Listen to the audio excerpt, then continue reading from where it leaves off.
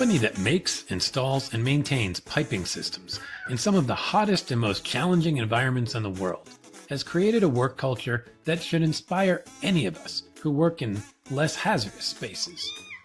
I spoke with Andrew Goodwin, president of Professional Piping Systems, on this week's DesuckifyWork podcast. People love working for this company. Retention is high, career growth is open to all, and the team seems to genuinely enjoy each other. They've cracked the code on Desuckifying Work, and the good news is it's not all that complicated. It starts by knowing who you are. They have a BAMF mentality, Ass Mother-Effer, and invite anyone who wants a piece of that to join them. Word gets around. They give a crap about their team. They invest in them with real training dollars and consistent engagement from the top of the organization. They create an actual process to help people learn and grow. They bring junior folks in through an apprentice program that pays people to learn on the job. Imagine that. And they have a train to promote one policy that encourages folks to pass their knowledge down so they can enable their own advancement. Lastly, they have fun. Dirt bike and side-by-side groups meet up on the weekends. They share inside jokes. They don't take themselves so seriously. I half joked that PPS should create a separate arm that trains other companies on how to build a winning culture. But seriously, they should. Welcome to the Desuckify Work podcast, the show where we cut through the BS and find ways to make work more fun, more human, and less ridiculous. All of which makes your business more profitable, by the way. If you enjoy this one, please like, share, rate, review, or subscribe to the podcast. Let the desuckifying begin. Here's Andrew.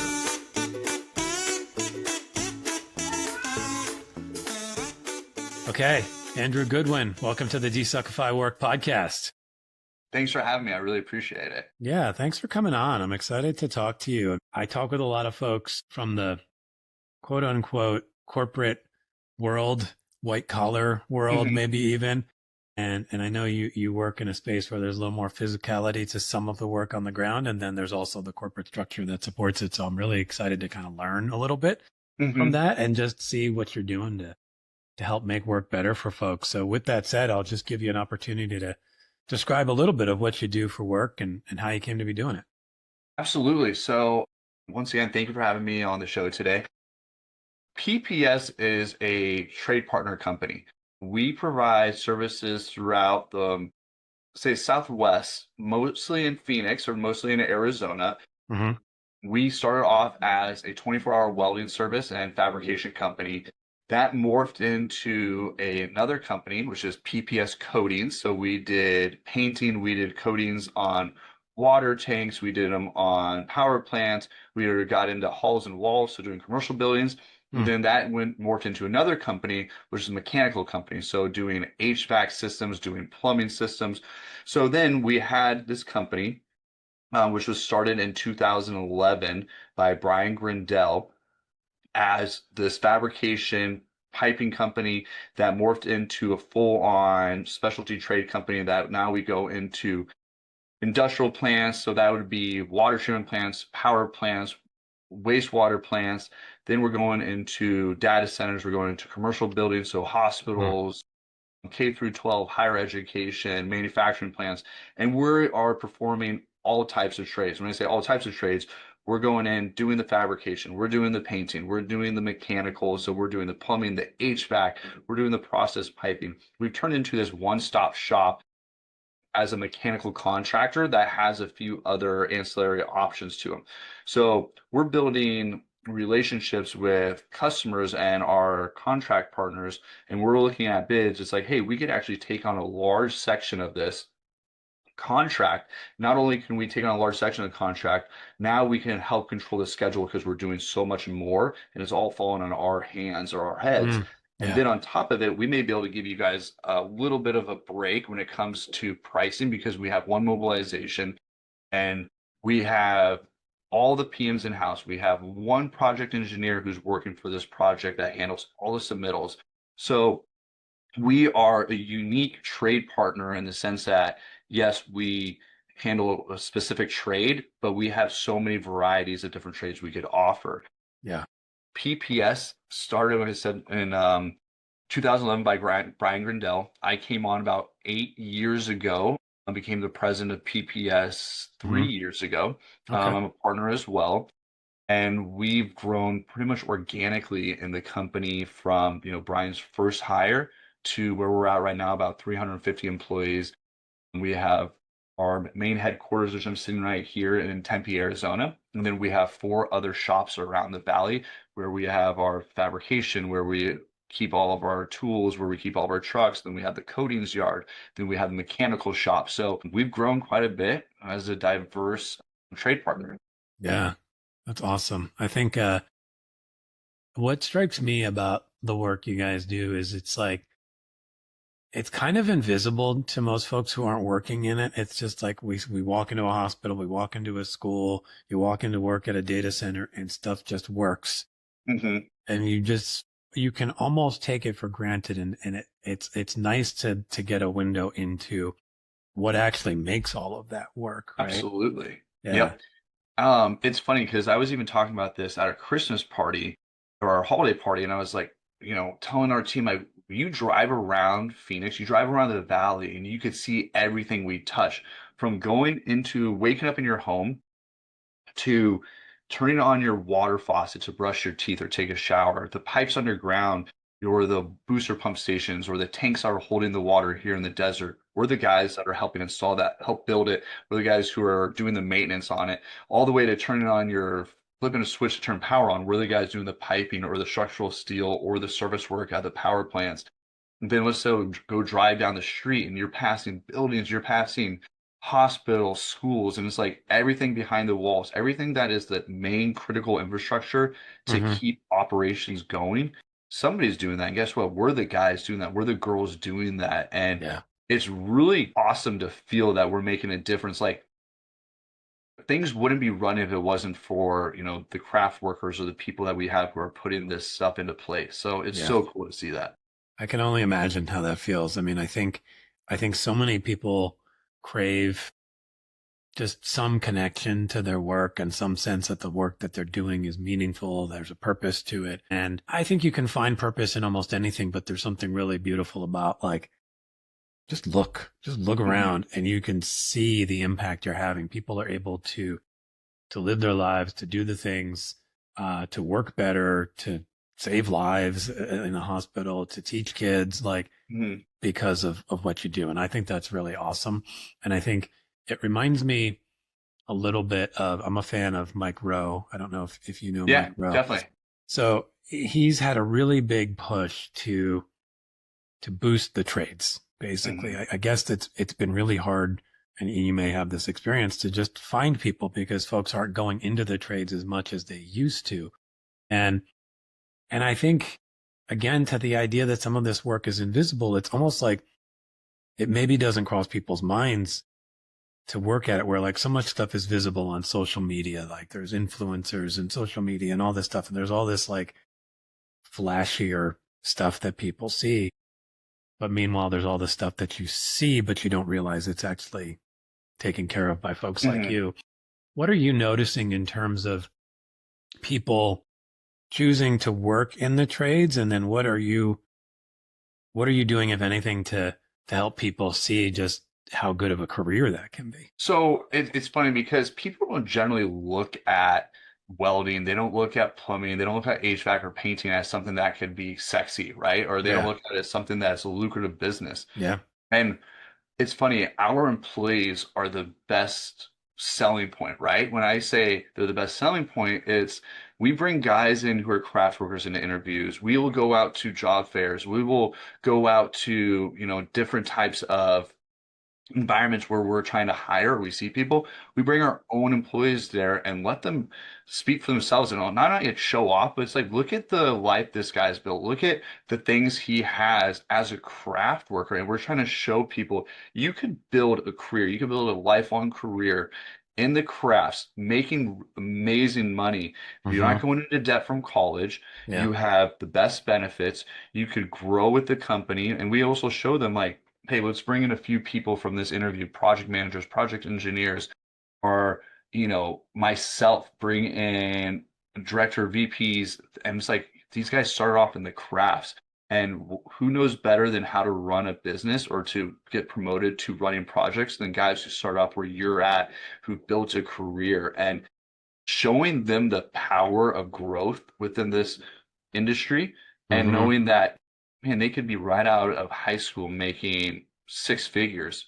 And that's something that shows that it is sexy. It is a craft that you could support your family and your family could be proud of you. So Yeah. we're constantly, like, guys show up here in their cowboy boots, driving their big trucks, and talking about going to the lake on their awesome boats or side by sides. And it's like they're able to live this lifestyle not through debt, but they're actually making enough money that they could afford this. So Mm. that's what we're trying to show. And it's like, this is a sexy business. It can be. Yeah. I mean, I think certainly as you paint the picture of the lifestyle, it's pretty appealing to me. And I imagine to a lot of folks, just the ability to feel like you kind of own your life a little bit Mhm. more. And what I'm curious about, you mentioned like, folks, you're not getting into debt for college and all that stuff. How do you learn these skills? How do you become truly that craftsperson who knows how to do this work at the level that it needs to be done? What's the process there? So there's craft schools out there, but we love hiring people who are green, right? When I mean hiring people who are green, you may have been an accountant, you may have been probably not an accountant, but we'll see if they change careers. But we hire people, and it's like, come to PPS, come work in our shop, come work in the field as an apprentice, and we will teach you the ways. We will give you the opportunity to learn what we do day in, day out. You will have somebody you could shadow, and we're going to pay you a good wage, and you're going to be an assistant to them. And then Mm, we're going to start building you up and building you up. And if we show these people that, or these hires, that we're going to invest in them, do you want to get certifications to do different types of welding? Do you want to get certifications to be certified in HVAC or plumbing? We will pay for you to go to the schools. We'll pay mm, for you on your tools. We will have you be part of our program, and we will help you across the journey yeah. to learn. And we've always said in our company, train to promote one. So if you want to get promoted, you need to show me that you're training the individuals under you and that Mm, somebody is actually able to step into your position, but not just one person, two people. So as part of our program here, it's like, you want to get promoted, you want to make more money, show me that you're actually bringing up the people who we're hiring. And that has created such a great building block in our company that guys and girls know they can't get promoted unless they could show, these are the guys, these are the girls who I've trained, and this is who I'm bringing along with me. And that is stuck in all of our positions. yeah. I mean, it's really interesting. I mean, two things stand out to me. One, I just think that's a really smart model. Two, I'm sitting here going, that model doesn't actually need to be exclusive to you guys or even the world of the trades. I come from the world of advertising, and, I was a copywriter and then a creative director. And I think, Hmm. well, being a copywriter or being a designer or being an art director, those are craft jobs. Yeah, You learn a absolutely. skill. And most of the folks who do that, they go to some kind of a college and learn that and then come in and don't get a heck of a lot of training on the job. You just kind of No, sink or swim. And it can work, but I think like how helpful it would be to create something like this apprentice program in places that maybe aren't currently doing it, because we all need to learn something. And I actually think as much as the more junior person is getting that opportunity to learn and get paid, the person who's doing the training is learning so much. They're learning about being a leader. They're actually getting better at their own skill by hmm, teaching somebody. When you teach somebody absolutely. something, your knowledge deepens. So that just strikes me as a bit of a currently missed opportunity, but I wonder, particularly with technology jobs and all this stuff. I mean, there's there are a whole bunch of things that people need to learn to do those jobs, and the the path feels more exciting when I can go get paid to learn it, and the Hmm. path of growth seems more exciting when I can clearly see how I can grow by training people and then maybe getting promoted. Absolutely. I think I'm curious about a couple things for you personally. The first question I have is just a very basic question. What does PPS stand for? So PPS stands for Professional Piping Systems because we Okay. started off as doing Yeah. piping. We Okay. started off doing, welding on pipe fabrication of pipe. So yeah, it started off just Kind of your PPS, roots. professional piping systems. Yeah. And then how did you find your way into that space? That's funny. So my background was in MIS, and I worked for Honeywell in their aerospace engineering program. From there, I went and worked for a coating business that was doing very high technical coatings. So we were doing missile casings, we were doing Hmm. submarine parts, we were doing chemical agent resistant coatings. Wow. I met Brian Grindell, the founder of PPS, because I was working on a chemical coating for a job he was doing. Mm-hmm. Him and I just became close. And from that, loved how he treated his employees. Everywhere I would go, people would be like, "Oh, Brian Grindell, like Brian Grindell." His name was everywhere, and I'm like, "Man, what is this guy doing?" Because he's grown his company, people love him, and then just by me being a customer of his, the way he treated me, I'm like, if he's treating his customers this way, I'm curious how he treats his employees.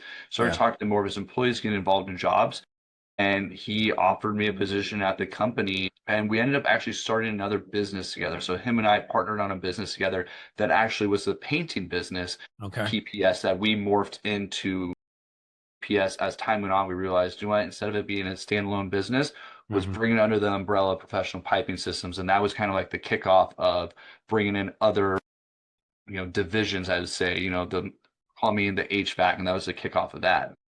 That's how I got started with PPS, and you know, seeing how the employees were treated and then actually seeing how I was treated by Brian, I was like, I have to keep this legacy going. We have to do better and better every year, every week, every day. If we're not better the next day or our employees don't feel like they're better off, we're not doing what's right. Mm, I love that. I'm curious, in your experience, what do you think? This is the Desuckify Work podcast. What makes work suck? And then what can make it not suck or be awesome? So I think what can make work suck is feeling like, you go to work, it's the same thing over and over, it's a grind, and you're not getting recognized for that. And you know what? Work doesn't have to be serious. We do serious things day in, day out. It Mm-hmm. doesn't have to be serious. We make Yeah. jokes in here, you know, we rattle each other up. We like, for instance, like our core values, our BAMF, right? It stands for Badass MFer. Yeah, I Those love are it. our core values, because when we're going through interviews and we're talking to people, we'd be sitting around the table, going and reviewing the interview, like that guy or girl is a BAMF and we want to hire BAMF. So Mm, we built our core values, and like all of our shirts have BAMF on it.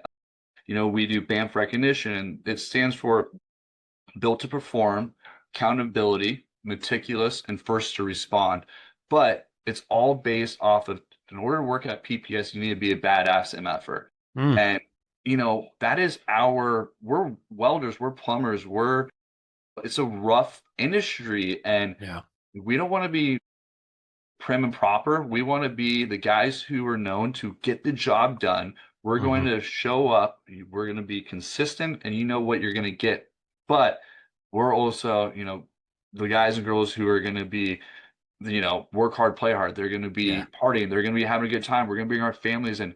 People bring their kids to work. People bring their dogs to work. We go Mm-hmm. on hunting trips. We have I won't call it a gang, but we have a dirt bike group that goes out dirt bike riding. We have side Oh, by that's side. You cool. know what I mean? We have so many work things that it doesn't need to be serious here. We could bullshit, we could BS around, and it makes Mm-hmm. things fun. Yeah. And we don't want to be known as, the corporate, super uptight. Let's make mistakes, let's learn from them. Yeah.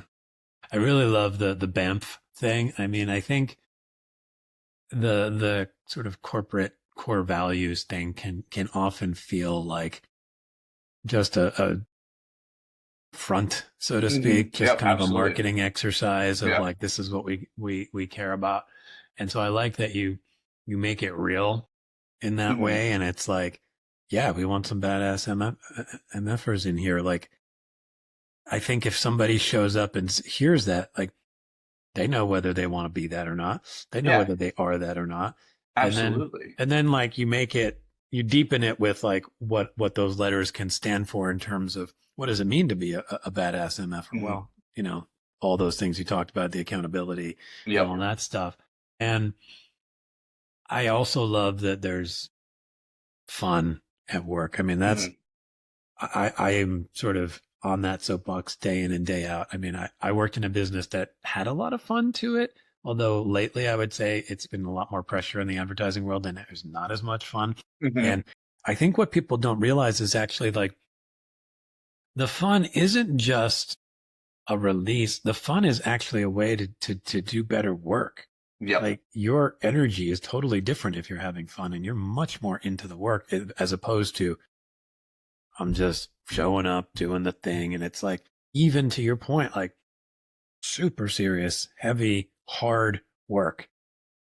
You can still have fun. And in fact, I would argue it's maybe more important that your teams are having fun to get through the tough stuff. Absolutely.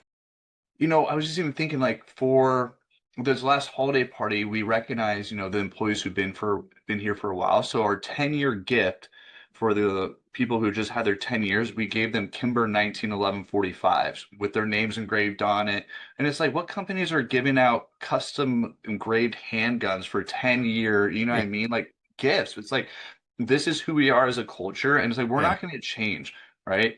I mean, people may look at it like, "What? You're giving out a gun for a gift?" It's like, yeah, this is who we are, and I'm not going to change our culture because of people like societal norms. It's like this is what gets the job done, and this is what keeps us happy. And you know what? Yeah. If we're happy, we're going to be safe. We're going to be showing up to work. They're going to tell their friends, "Go work for PPS." And this is how we're going to grow. It's all about the people. It's all about the people. Like if we're Mm. not taking care of our employees, we shouldn't be in work. Hi, everyone. Thanks for listening.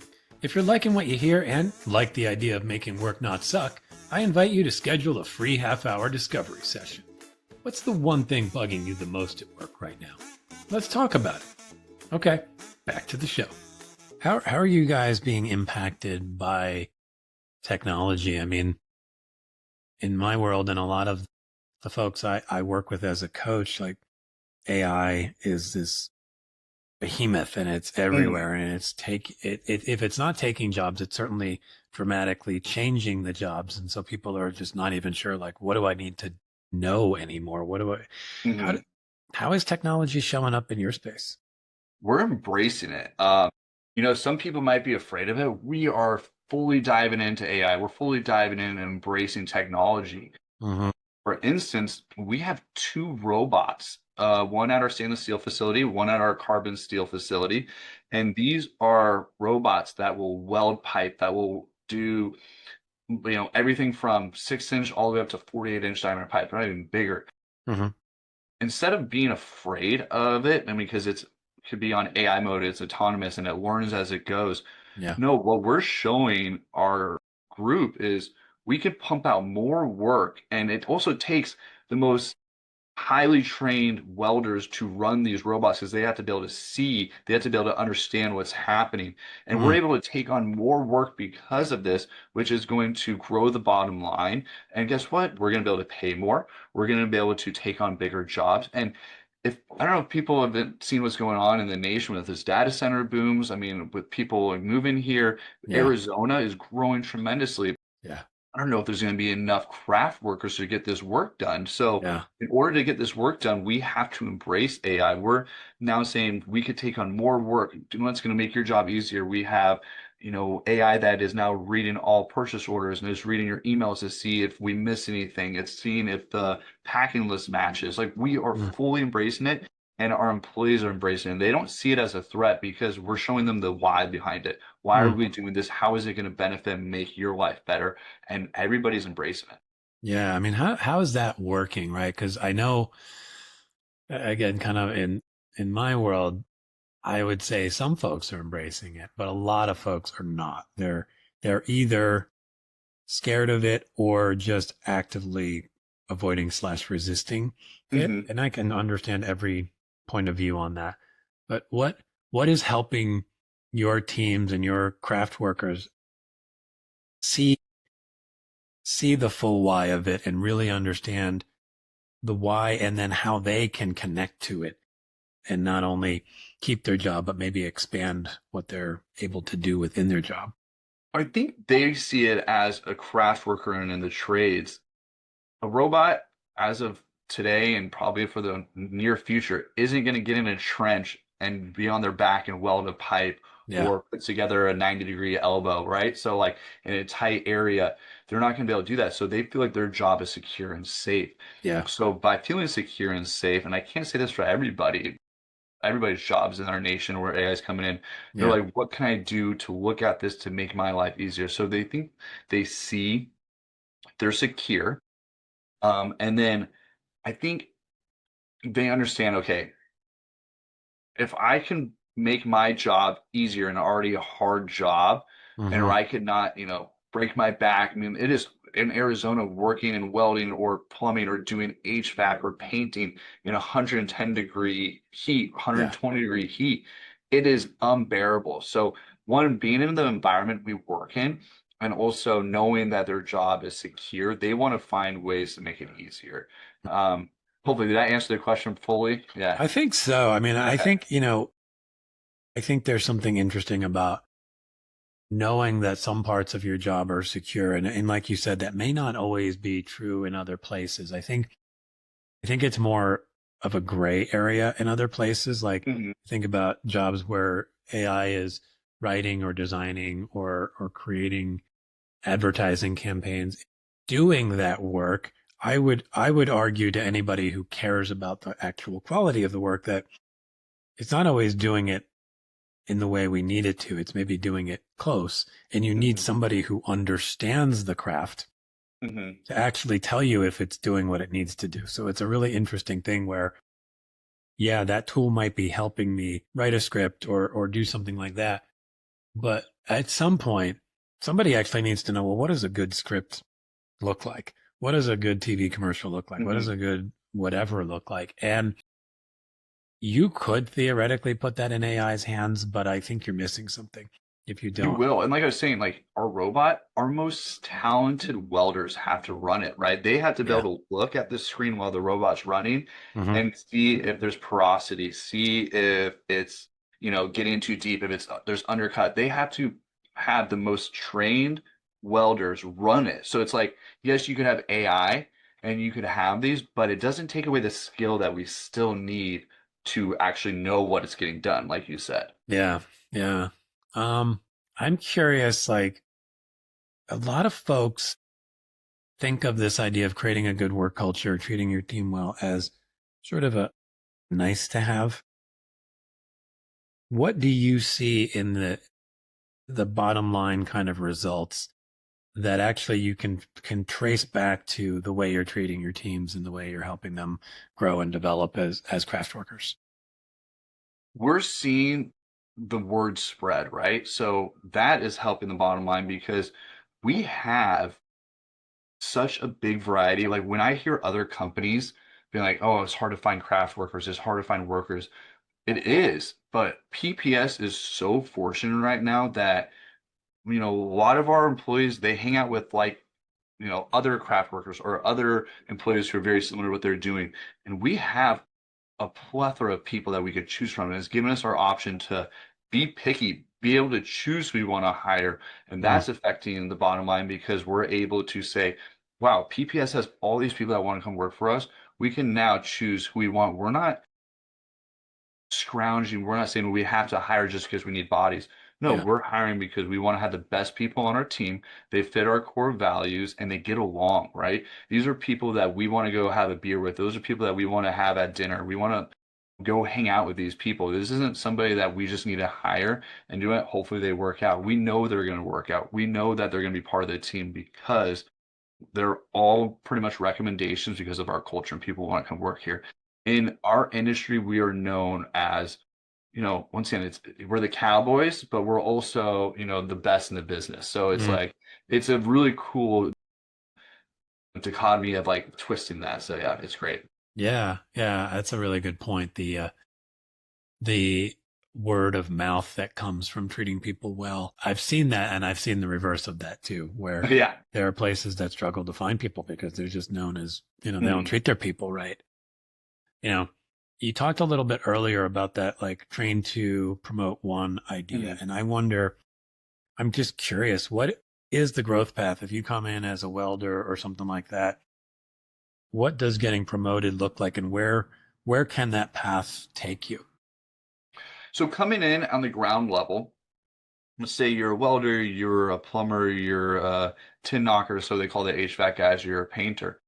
Come in, learn the trade. If you don't already know the trade, when we say you're gonna promote to, excuse me, train to promote one. Mm-hmm. So we have from there, you can become a foreman, go from superintendent. If you want to go the route of being a manager or project manager, then to engineer, project engineer, assistant PM, project manager, and then now we have director of groups, and then from there we have VP of groups.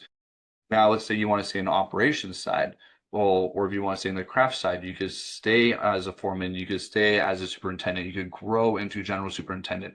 And then with our different divisions, we want people to be able to say, hey, if I came in as a painter, well, I want to learn about construction. So let's get you on this side. Well, hey, I came in as a plumber. I want to learn about welding. Well, let's have you work on this side and have you go train here. And by the way, when it comes to training, we allow our employees to say, hey, I want to learn how to be a plumber, or I want to learn how to do HVAC. All right, come and work on weekends. Come in maybe one of the days this week on a Friday or a Thursday. Let's find us something in your schedule that allows you to come in and work with this division over here and learn.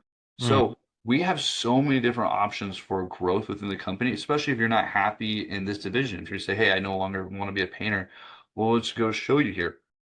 We have a good mentor program within the office as Yeah. well. So who are we mentoring? Who are we bringing up with us? What type of leadership classes? I mean, a lot of my employees have taken leadership classes. We send them to financial training. We send them to schedule training. We send them to project management training. Mm. I give them an opportunity. If you want to grow, okay, if there's something that we can't provide you here at PPS, I will give you a budget around $2,000 to $4,000 a employee, depending on what the position is, and Mm-hmm. we will pay for you to get that training. Wow. So we want to offer that to our employees. We want to say, for instance, some of the accounting team, hey, we don't know about these new tax laws, or we don't know about these new contract laws that came in Arizona. They're like, can we go take these courses? Absolutely. We'll pay for you. Go and do it. It just strengthens our team, and our employees know that we will invest in them. So, Mm. and guess what? I look around our company, the amount of project managers that started in the field, or even our assistant controller or a controller who started as just working, doing data entry or accounting, Mm-hmm. AP or AR. When I look at our VP who runs critical infrastructure data center, started in the field as a craft worker. Mm. Same with the VP who's running coding, started as a craft worker. Yeah. I mean, our general superintendents all start as craft workers. I can go through the company and be like, we promote from within so much, and it gives people the vision that they can grow with the company. Mm. Do you follow sort of a similar approach with the train to promote one, even like in the office world, those kind of jobs? Is there some of that training to the folks underneath you in that space too? Absolutely. Like I always say this to everybody. It's like, you know, if I'm not finding my replacement, or the company isn't growing that, years from now I could replace myself, like we're doing something wrong, right? And the same with the PMs. Don't get me wrong, some people are like, hey, I'm happy in this position. I Yeah. don't want to take on more responsibility. To each your own.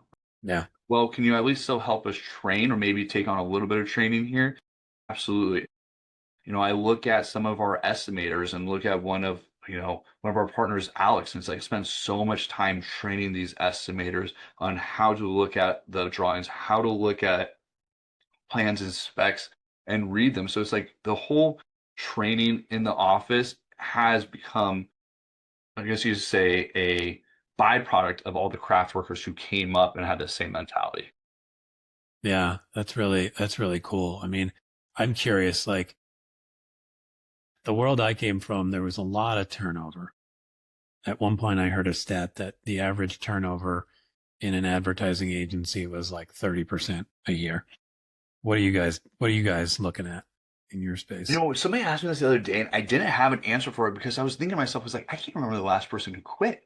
I was like, like we've had a few guys move out of state who quit. Yeah. We also have Brian Grindell, our founder, he's so big on giving people opportunities that they would never have. Like, Hmm. for instance, we give opportunities to PMs, we give opportunities to any individual. It's like, hey, I want to go buy a home or I want to go invest in a building.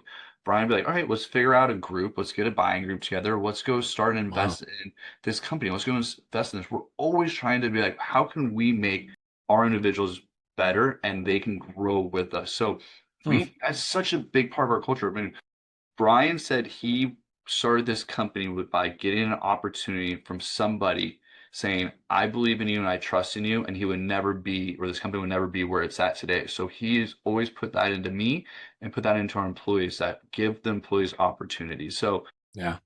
we give them opportunities that they've never had before, and they're they're off and rolling. And if we do have somebody come to us and say, hey, I'm unhappy, well, let's figure it out. If I can make an introduction to you somewhere else, or I could help you change your perception of why you're unhappy and help you out and actually fix the problem, we're really big on that. So I don't think we had big turnover. I mean, it's sub 10%, Yeah. 20%. We are low, low. That's awesome. And I mean, the fact that you were having trouble remembering Yeah. somebody leaving, I think is a good signal. I'm listening to all of this and I'm sitting here going, part of my brain is going, I think there's another business that you guys could be in, which is helping other folks figure out how to create a great work culture. Yes. But I think when I listen to this, I go, well, I could see a lot of the things you're doing. I mean, what you just talked about with helping people, like creating getting a building group together or or a funding group together, Mm, and like thinking beyond just the job itself, but like beyond that into other opportunities for growth. I mean, that feels unheard of to me in so many other mm, places, and so much of what you guys do just feels refreshing, I would say, in terms of your focus on the culture and the people, and that fact that you can see the return on it in terms of being able to get the best people, be able to get those BAMF type of people. yeah. Um, and I look at it and think so much of it is just rooted in that. Like, what does it mean to work here? What does it mean to be somebody who works at PPS?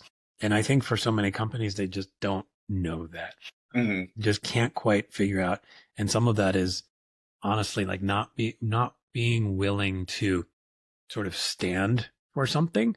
mm, Like, I think BAMF is standing for something, and I think mm. other companies would do well to stand for something and then say, if you want some of this, join us and we're going to take care of you until you decide you don't want that Yeah. anymore. So just food for thought. Maybe that's another business unit that you guys could spin off at some point. It's funny you say that because my wife is actually a culture consultant. And Nice. she's always said the same thing. She's like, yeah, you guys have great culture. And she was like, everybody could always improve their culture. Everybody could learn.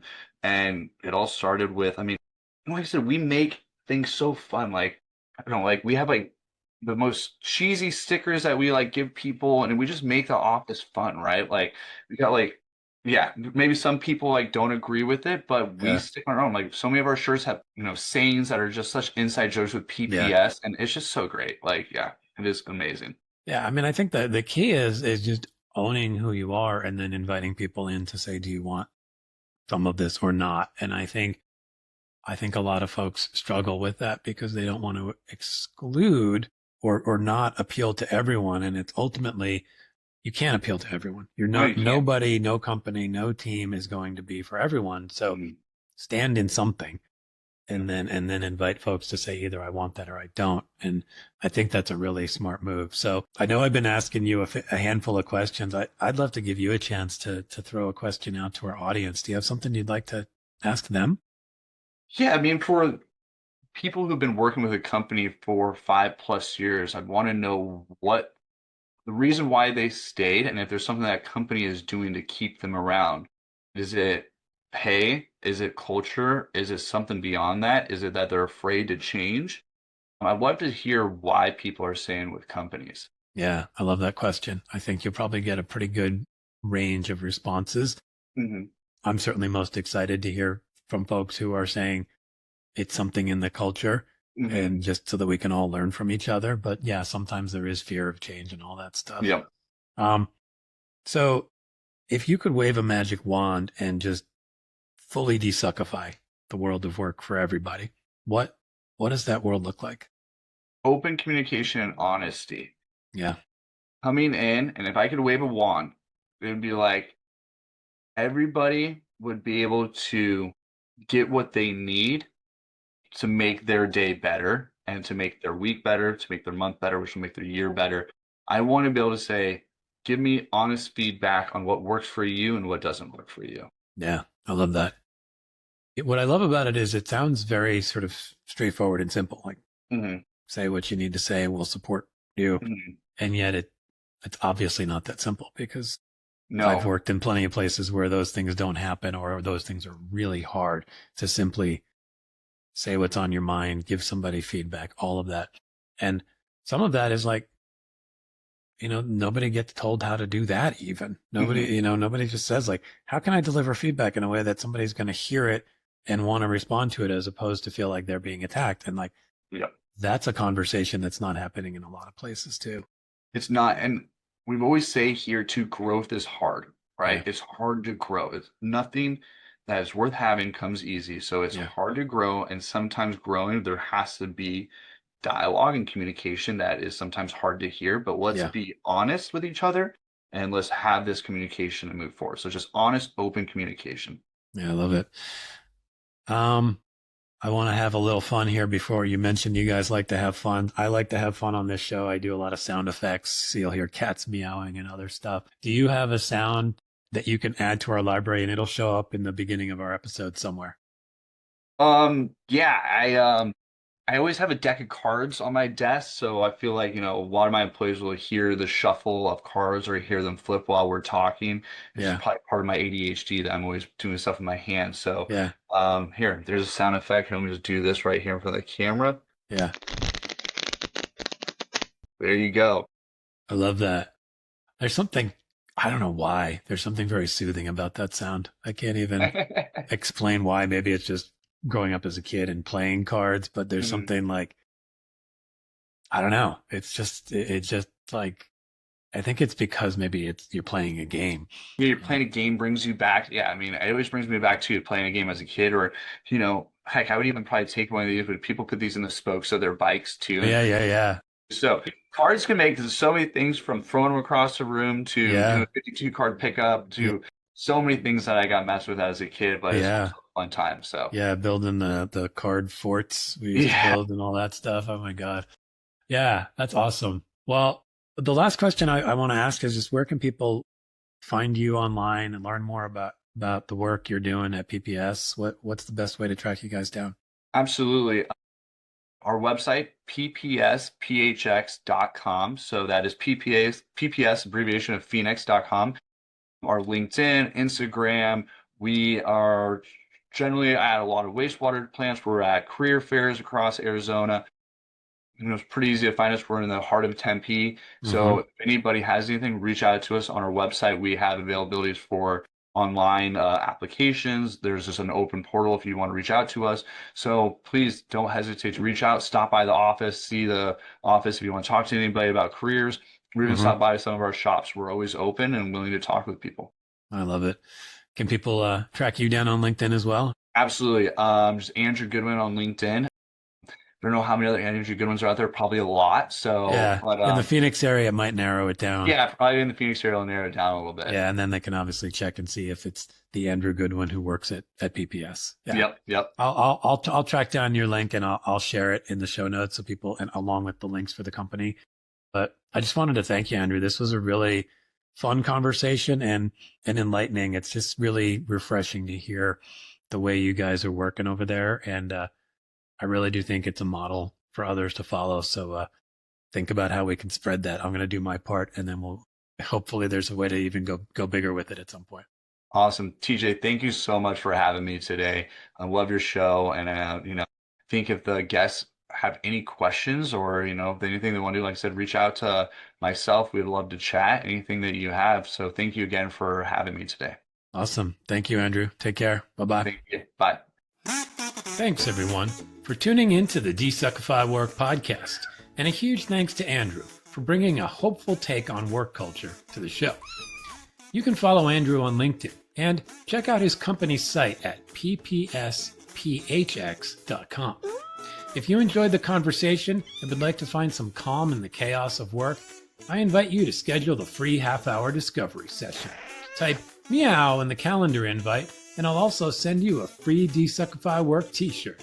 Bye, everyone!